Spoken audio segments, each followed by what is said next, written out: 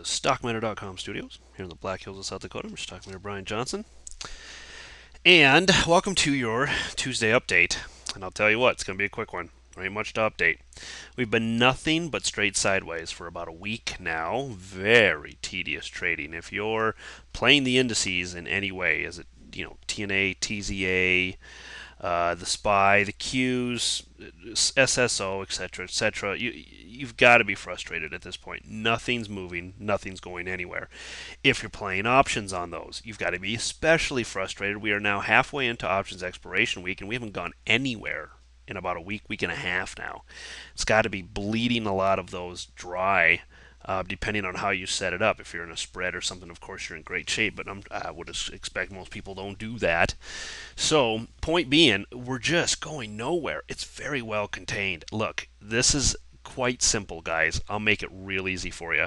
Above here long, below here short, and that's about as easy as it gets. Really, we're in this high base consolidation.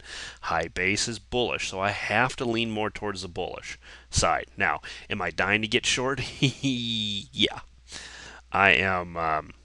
It's everything, every fiber in my body, not to get myself short and stay short for the duration of this. But you don't want to get caught. You just don't want to get caught.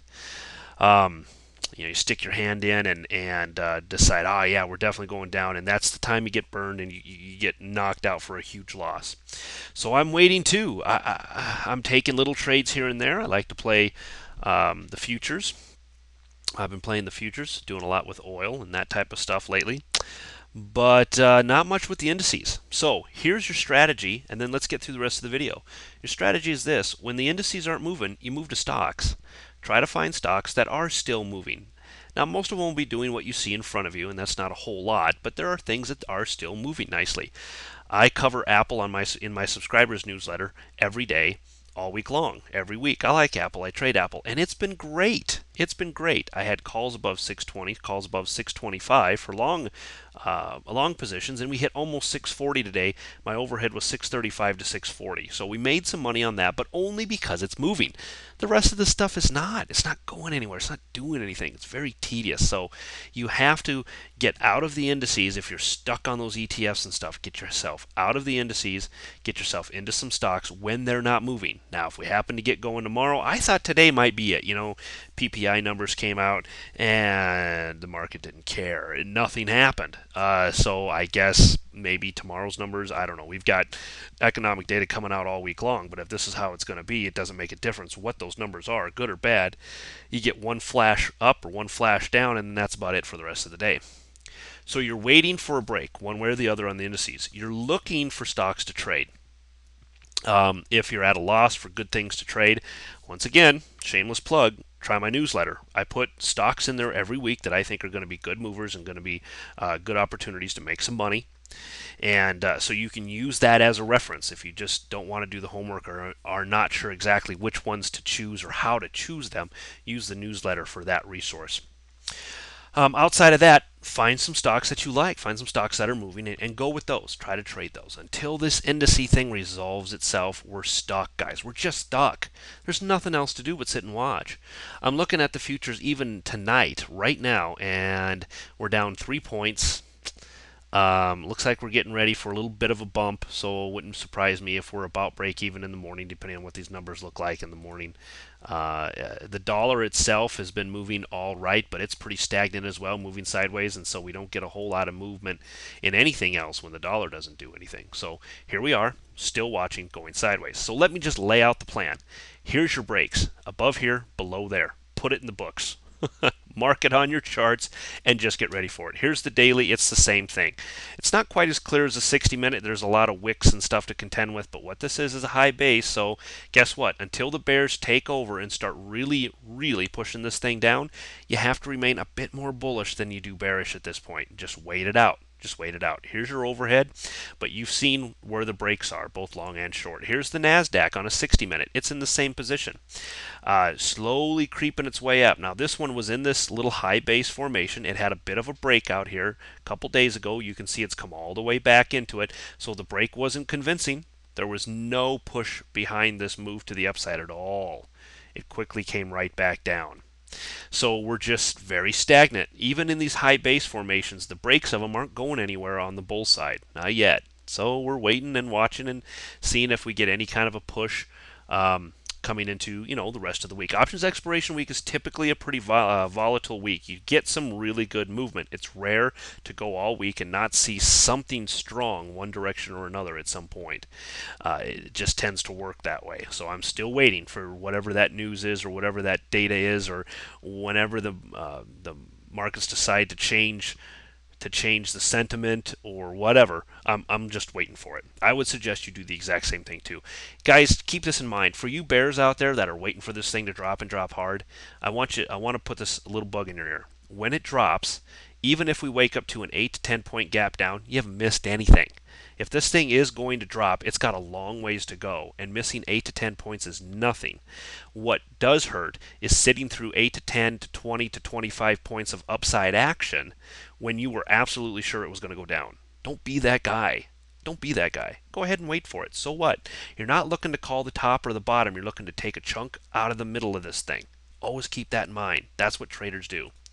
Okay, NASDAQ daily, same thing, coming up into overhead. You're looking for pushes back above 2750. Otherwise, if you can get back into this area here, that's your shorting opportunity on the NASDAQ, even though I'm not a big shorter of the NASDAQ, but that would be your opportunity. From a weekly, you can see us slowly, 1, 2, 3, 4, working on our 5th week to the upside. Slowly, though, slowly creeping our way up. So we're only halfway through. We'll see where this candle closes by the time it's done. But the last at least 4 weeks, certainly last probably 2 months, have been a slow grind, but it's all been up. Bulls are winning in through here. Keep that in mind. SPX 60. Here's your long and short. 1410 and 1390 really is pretty well defined in through here. Watching to see if this thing will break one way or the other. We had a little bit of a push just like we did on the NASDAQ, but it couldn't hold. Further pushes may get this thing up and over these levels, but it's going to take some work. The bulls are tired. They're really tired up here. Here's that push up, oh, they just look tired. They really do. But until we get that bigger bearish action, I am going to remain more bullish. This is a high base formation, so I will treat it as such. You can see them getting tired up here, though, just really wearing themselves out. So the rest is either preparing for a push up or a push down. We don't know. It can go either way. I can make a case very strong for the bears and very strong for the bulls, so I wait. So we're just going to sit around. The VIX has been the most interesting to me. Look at this thing. Yesterday we got down to 1367. We haven't seen that number since March, and we haven't seen mid 13s since like 2008 or something. Before this, before we hit it in March, we haven't seen that kind of low VIX for 4 or 5 years. So this was of great interest to me when I saw this hit this bottom down here.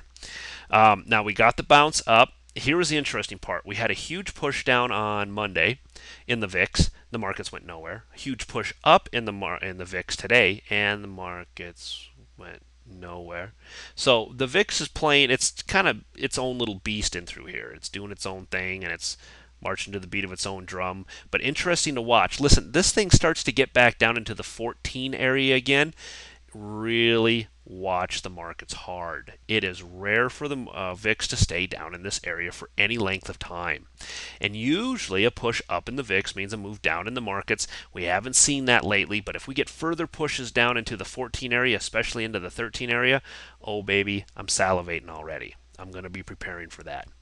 Okay, so watching the VIX closely, the weekly looks the same way. You can see us gap down and move up so far this week. We'll see if that changes or what that looks like at the end of the week, but there you have it so far. Just keep in mind, very, very complacent, almost too complacent in the markets based on the VIX.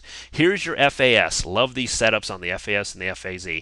Back above 95, back below 91.50. That's your long, that's your short. Watch it. Look at this thing just high basing up here. Beautiful, beautiful consolidation. FAS on the daily, same thing. Consolidation with a gap up did not hold, as we've seen on the NASDAQ, as we've seen on the SPX. You can see this happening all over the place, but that doesn't mean that we still can't break up. It just means that we failed this time. Waiting for the volume to come back into the markets. The volume has been sickening, stupid, sickening, small, ridiculous volume. So we're waiting for that volume to come back. Matter of fact, I think I read a report yesterday that said that yesterday's volume That would be Monday's volume. Yesterday's volume was the lowest non-holiday volume of the year. That's just crazy. That's ridiculous. So we're waiting for the volume to come back in, and then we'll see which way these markets want to go. FAZ, same thing down here. Below 2050, above 2150. There you go. It's a buck, one way or the other. 2150 long, 2050 short. Pretty simple. Watch for those. On the daily, you can see this thing base, base, base, base, base, base. Gap down. Oh, nope, not today. So maybe it follows through tomorrow. We don't know. Like I said, I can build cases both long and short. Don't get too one way or the other on this chart. It is what it is, and right now it's in a consolidation, so we wait. Be careful with that. That takes us back to the top, guys. There you go. Nice, quick, easy, simple 10, 11-minute video for you. Kind of blow through, give you some nice ideas on what to look for, what to do going forward. It's just a sit and wait type of market, so I invite you to do exactly that until we get the breaks that we're looking for. All right, until then, sign up for the newsletter. 28 bucks a month. Very, very simple to do.